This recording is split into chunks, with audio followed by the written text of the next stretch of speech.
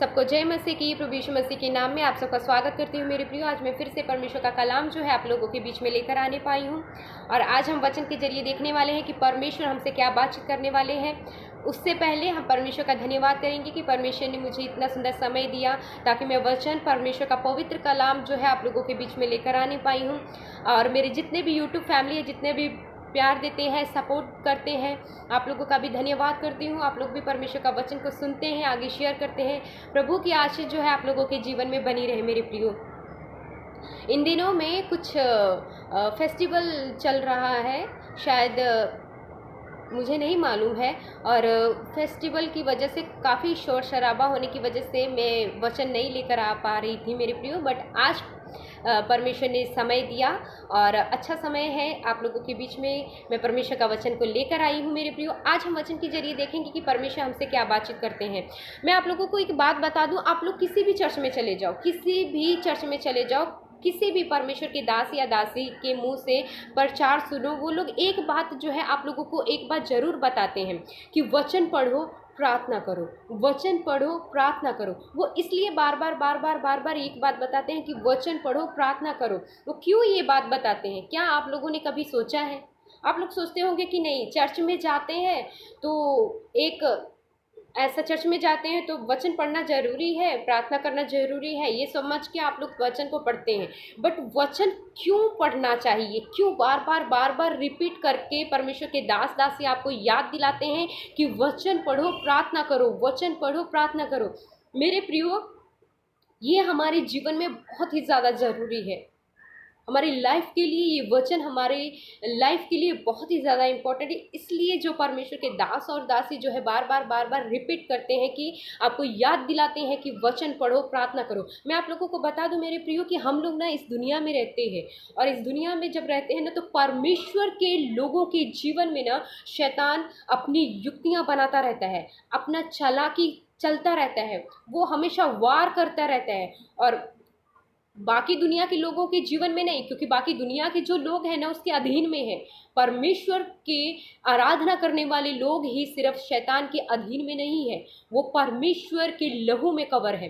तो शैतान क्या करता है? उनको फंसाने के लिए, उनको अपनी चंगुल में फंसाने के लिए, अपनी तरफ खींचने के लिए कि कैसे अपने जाल में फंसाया जाए, तो परमेश्वर के लोगों पे हमेशा अटैक करता रहता है। उसकी तीर जो है, उसका तीर जो है अपने परमेश्वर के लोगों पर आती रहती है। तो परमेश्वर के लोगों का बचने का जो हथियार है ना मेरे प्रियो, वो वचन है।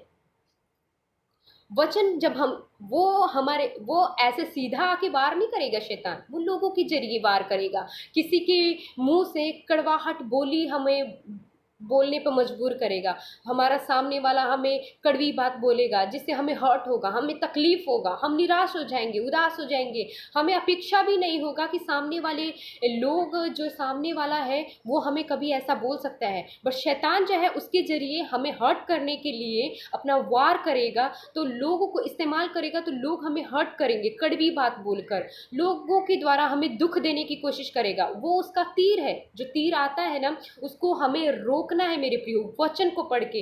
अगर हम वचन नहीं पढ़ रहे हैं ना तो उसका तीर जो है हमें लगेगा और हम घायल होके निराश हो जाएंगे। किसी की कड़वाहट बोली पे हम निराश हो जाएंगे कि नहीं, वो उसने हमें ऐसा क्यों बोला, और हम निराश हो जाएंगे, अपसेट हो जाएंगे, उसी बात को बार बार सोचते रहेंगे। और क्या होता है, हमें कुछ करने का मन नहीं करेगा मेरे प्रियो।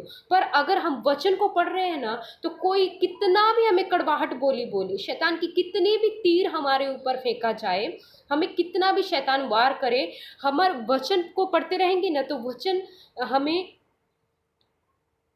वचन रेवलेशन देता रहेगा, प्रकाशन देता रहेगा, हमें बातचीत करता रहेगा। शैतान की चालाकी, उसकी युक्तियों को हमें समझने की शक्ति देता रहेगा, हमें स्ट्रांग बनाता रहेगा।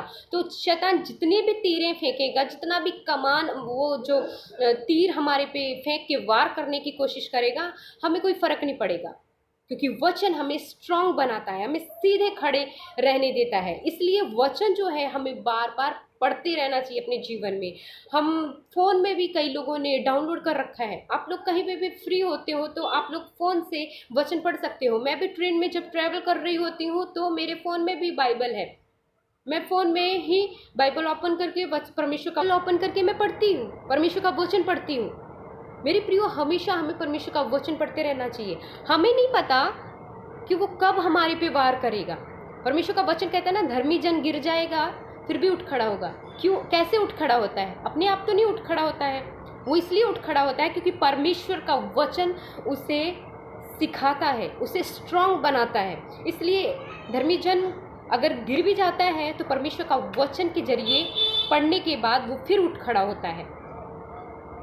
इसलिए मेरे प्रियो, वचन इतना इम्पोर्टेंट है हमारे लाइफ के लिए। हमें वचन को पढ़ते रहना चाहिए। और जो मैं आप लोगों को बता दूं, परमेश्वर के वचन में ये भी बात लिखी है, वचन लिखा है कि शैतान हमारे इर्द गिर्द गरजते हुए सिंह के समान घूमता रहता है कि किसको पकड़ूं और फाड़ खाऊं। वो किसके इर्द गिर्द घूमता रहता है? दुनिया के इर्द गिर्द नहीं घूमता रहता। दुनिया तो सारी उसके वश में है। जो परमेश्वर के लोग हैं ना, परमेश्वर के लोगों के इर्द गिर्द वो घूमता रहता है कि किसको कमज़ोर पकड़ूं और पकड़ के उसको फाड़ के खा जाऊं, मतलब उस पर अपना वार करूं। पर वही लोग शैतान के चंगुल में फंस जाते हैं जो कि वचन में कमज़ोर है, जो प्रार्थना में कमज़ोर है। अगर आपका डेली का रूटीन है ना वचन पढ़ना, तो मेरे प्रियो, शैतान की हर एक चालाकियों को आप जान जाएंगे, उसकी हर एक योजनाओं से आप सावधान हो जाएंगे, उसके हर एक आने वाले वार से आप बचेंगे। क्योंकि परमेश्वर का वचन हमें मजबूत बनाता है, अंदर से हमें ताकत देता है, हमें स्ट्रांग बनाता है, हमें कमज़ोर नहीं बनाता। परमेश्वर में जब हम लोग स्टार्टिंग में थे, नए नए थे, जब हम परमेश्वर में नए नए आए थे, तो कोई भी लोग हमें कुछ हर्ट करने के लिए बोलता तो हम लोग एकदम निराश हो जाते थे, घायल हो जाते थे शैतान के उस तीर से, उस वार से।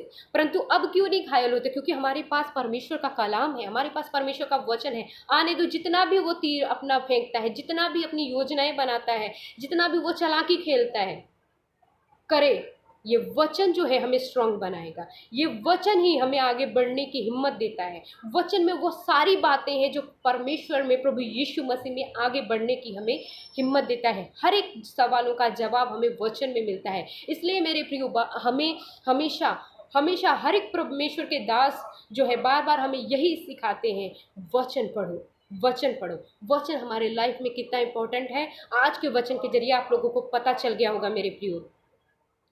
और परमेश्वर आज के वचन के जरिए आप लोगों को ब्लेस करें। अगर आप लोगों को टाइम नहीं मिल रहा है मेरे प्रियो, आप लोग जॉब पे है या कहीं पे टाइम नहीं मिल पा रहा है वचन पढ़ने के लिए, तो आप लोग मोबाइल में डाउनलोड कर सकते हैं। अगर आप जॉब पे जाते हैं तो आपको लंच करने का टाइम मिलता है, आप लोगों को 5 मिनट भी मिले, आप एक चैप्टर भी पढ़ लें, वो ही आपके जीवन में मजबूती का कारण बन जाएगा मेरे प्रियो।